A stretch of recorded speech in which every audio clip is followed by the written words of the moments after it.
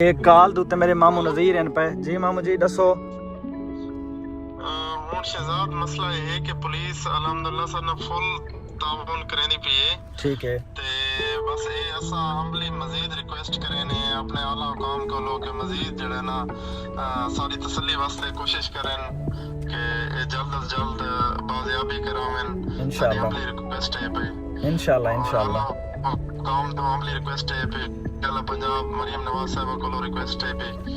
और साको डीपीओ साहब जेडे मुजफ्फरगढ़ दे उन्हां कोलो भी हंबली रिक्वेस्ट है कि साडी बाज़ाबी वास्ते मेहरबानी करें इंशाल्लाह थोड़ी मेहनत करें और इंशाल्लाह साको कोई अच्छी खबर देवन इंशाल्लाह काफी परेशान है पे इंशाल्लाह तुसा माम जी पुलिस नाल कोऑपरेट करो उन्हां नाल हेल्प करो पुलिस इंशाल्लाह तुहां नाल कोऑपरेट करेंदी पई ते मैं इंशाल्लाह मजीद सोशल मीडिया ते वीडियो लैंदा पिया उम्मीद है इंशाल्लाह अच्छी खबर आसी इंशाल्लाह इंशाल्लाह इंशाल्लाह इंशाल्लाह ओके ओके अल्लाह हाफिज